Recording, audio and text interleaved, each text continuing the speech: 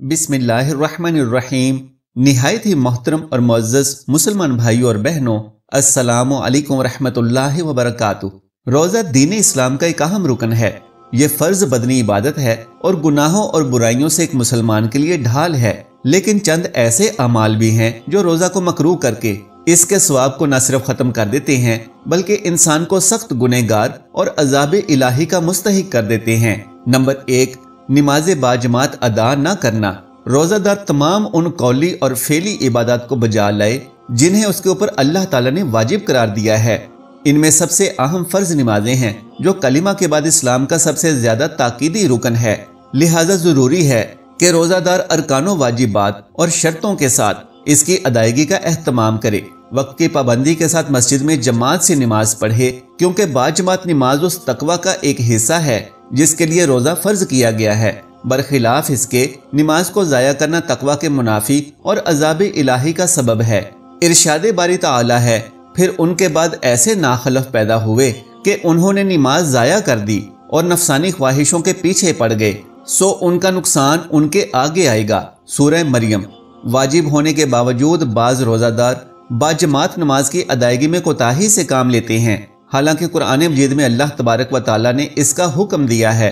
इरशाद बारी ताला है, जब तुम उनमें हो और उनके लिए नमाज खड़ी करो तो चाहिए कि उनकी एक जमात तुम्हारे साथ अपने हथियार लिए खड़ी हो, फिर ये सजदा कर चुके तो ये हटकर तुम्हारे पीछे आ जाएं। सूरह अन्निसा। जरा सोचें कि जब अल्लाह ताला ने जंग की हालत में बाजमात नमाज पढ़ने का हुक्म दिया है तो अमनो एतमीनान की हालत में तो बदरजा उला इसका हुक्म होगा। हजरत अबू हुरैरा रजी अल्लाह ताला अन्हु से रिवायत है कि एक नाबीना सहाबी ने अर्ज किया, ए अल्लाह के रसूल सल्लल्लाहु अलैहि वसल्लम, मस्जिद तक लाने के लिए कोई मेरा मददगार नहीं है, इसलिए आप मुझे घर में नमाज पढ़ने की रुख्सत दे दीजिए। आप सल्लल्लाहु अलैहि वसल्लम ने अव्वलन तो रुख्सत दे दी, लेकिन जब वो जाने लगे तो आपने उन्हें वापस बुलाया और सवाल किया, क्या तुम अजान की आवाज़ सुनते हो? उन्होंने जवाब दिया, हाँ, अजान की आवाज़ सुनता हूँ। तो आप सल्लल्लाहु अलैहि वसल्लम ने इरशाद फरमाया, तब तो इसका जवाब दो, यानी मस्जिद में हाजिरी दो। बारिवायत सही मुस्लिम। नंबर 2, झूठ से परहेज न करना। रोजे के वाजिबी आदाब में ये भी दाखिल है कि रोजादार ऐसे तमाम अकवालो अफवाल से परहेज करे जिन्हें अल्लाह और उसके रसूल ने हराम करार दिया है। चुनांचे झूठ से परहेज करे। वाक़या के खिलाफ खबर देने को झूठ कहते हैं और सबसे बड़ा झूठ अल्लाह और उसके रसूल पर झूठ बोलना है, जैसे किसी हराम काम की हिल्लत और हलाल काम की हुर्मत की निस्बत अल्लाह और उसके रसूल की तरफ करना। इरशाद बारी ताला है, किसी चीज को अपनी जबान से झूठ मूठ ना कह दिया करो कि ये हलाल है और ये हराम है, कि अल्लाह पर झूठ बहतान बांध लो। समझ लो कि अल्लाह ताला पर बहतान बाजी करने वाले कामयाबी से महरूम ही रहते हैं। सूरह अल-नहल।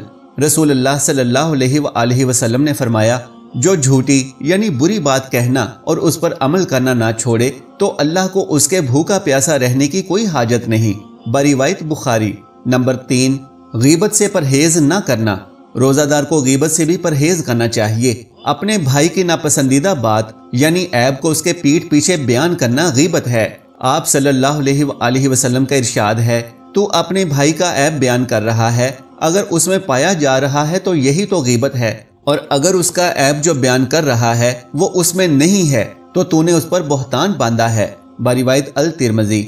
नंबर 4, चुगलखोरी से परहेज ना करना। रोजादार को चाहिए कि चुगलखोरी से परहेज करे। चुगलखोरी ये है कि एक शख्स की बात दूसरे शख्स तक फसादो इख्तलाफ की गरज से पहुंचाई जाए। चुगलखोरी गुनाह कबीरा है। इससे मुतालिक अल्लाह के रसूल सल्लल्लाहु अलैहि वसल्लम का फरमान है कि चुगलखोर जन्नत में दाखिल ना होगा। बारिवायत बुखारी व मुस्लिम। नंबर 5, धोखादही से परहेज न करना। रोजादार को चाहिए कि खरीदो फरोख्त, पेशा वराना मजदूरी और रहन वगैरह जैसे मामलात में धोखादही से बचता रहे और हर मशवरा और नसीहत तलबी के वक़्त भी धोखादही से परहेज करे, क्योंकि धोखा देना कबीरा गुनाह है। धोखा देने वाले से अल्लाह के रसूल सल्लल्लाहु अलैहि वसल्लम ने बरात का इजहार किया है। चुनांचे आपने फरमाया, जिसने हमें धोखा दिया वो हम में से नहीं। हदीस इन अल्फाज में भी मरवी है कि जिसने धोखा दिया वो मेरे तरीके पर नहीं है। बारिवायत सही मुस्लिम। नंबर 6, गाना बजाना। रोजादार को चाहिए कि गाना बजाने के आलात से परहेज करे। लाहव लाभ के तमाम आलात, ख्वाह वो सारंगी हो, रुबाब हो, दो तारो सितार हो या बांसुरी व कुमान, سب کے سب حرام ہیں، اور اگر اس کے ساتھ سریلی آواز میں گیت اور جذبات کو ابھارنے والے گانے ہوں تو ان کی حرمت و قباحت اور بڑھ جاتی ہے۔ ارشاد باری تعالیٰ ہے، اور بعض لوگ ایسے بھی ہیں جو لغو باتوں کو مول لیتے ہیں کہ بے علمی کے ساتھ لوگوں کو اللہ کی راہ سے بہکائیں اور اسے ہنسی بنائیں۔ یہی وہ لوگ ہیں جن کے لیے رسوا کرنے والا عذاب ہے۔ سورہ لقمان۔ محترم ناظرین، روزہ ایک ایسی بدنی عبادت ہے جس کی برکت سے انسان اپنے آپ کو ظاہری گناہوں کے ساتھ ساتھ باطنی گناہوں سے بھی بچا سکتا ہے۔ اگر کوئی شخص بظاہر کھانا پینا تو چھوڑ دے لیکن گناہوں کے کاموں سے اپنے آپ کو نہ بچائے تو وہ روزے کا مقصد حاصل نہیں کر سکتا۔ اسی لیے فرمایا گیا کہ اس کے بھوکے پیاسے رہنے کی اللہ پاک کو کوئی حاجت نہیں کہ اس نے حلال چیزوں کو تو ترک کر دیا، لیکن جو کام جھوٹ، غیبت، چغلی، نماز قضا کرنا، فلمیں ڈرامے دیکھنا، بد نگاہی کرنا، لوگوں کو دھوکہ دینا وغیرہ حرام تھے، ان سے اپنے آپ کو نہ بچایا تو اس کے روزے کا کیا فائدہ؟ شارح بخاری علامہ بدر الدین محمود عینی علیہ رحمت اللہ الغنی اس حدیث کے تحت فرماتے ہیں، جو بندہ روزے کی حالت میں بھی جھوٹی بات کہنا اور اس پر عمل کرنا نہ چھوڑے، جو کہ اکبر الکبائر بڑے کبیرہ گناہوں میں سے ہے، اسے سوچنا چاہیے کہ وہ اپنے روزے کے ساتھ کیا کر رہا ہے۔ بحوالہ عمدۃ القاری حضرت علامہ ابن بطال رحمت اللہ تعالی علیہ فرماتے ہیں، اس حدیث کا مطلب یہ نہیں ہے کہ جو شخص اپنے آپ کو گناہوں سے نہ بچا سکے وہ روزہ ہی نہ رکھے، بلکہ مقصد یہ ہے کہ اپنے آپ کو گناہوں سے بچائے۔ بحوالہ شرح بخاری لابن بطال حضرت علامہ ابن رجب حنبلی رحمت اللہ القوی فرماتے ہیں، اس میں راز یہ ہے کہ مباح چیزوں یعنی کھانے پینے اور صحبت سے پرہیز کرنے سے بارگاہ الہی میں مقام قرب اسی وقت ہی مل پاتا ہے جبکہ حرام کردہ چیزوں سے بھی بچا جائے۔ لہٰذا جو بھی حرام کام کرے اور مباح چیزوں کو چھوڑ کر اللہ پاک کا قرب پانے کی کوشش کرے وہ ایسا ہی ہے جو فرض کو چھوڑ کر نوافل کے ذریعے اللہ کا قرب پانے کی کوشش کرے۔ بحوالہ لطائف المعارف حکیم الامت مفتی احمد یار خان علیہ رحمت الرحمن فرماتے ہیں، یہاں جھوٹی بات سے مراد ہر ناجائز گفتگو ہے۔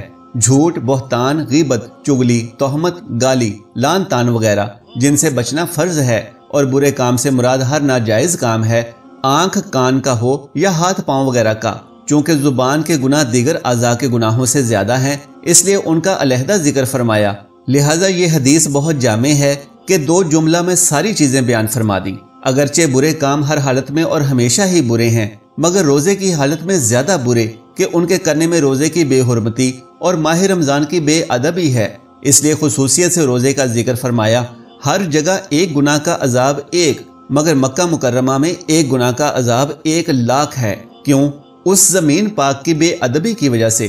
مزید فرماتے ہیں، یہاں حاجت بامانی ضرورت نہیں، کیونکہ اللہ تعالیٰ ضرورتوں سے پاک ہے اور اسے ہمارے بھوکے اور پیاسے رہنے کی کوئی ضرورت نہیں، بلکہ بامانی توجہ، اتفاق، پرواہ ہے۔ تو ثابت ہوا کہ اللہ سبحانہ و تعالیٰ کو ایک شخص کا اخلاص پسند ہے کہ وہ کتنے خلوص سے روزہ رکھتا ہے، یعنی اللہ تعالیٰ ایسے شخص کا روزہ قبول نہیں فرماتا، اور قبول نہ ہونے سے روزہ گویا فاقہ بن جاتا ہے۔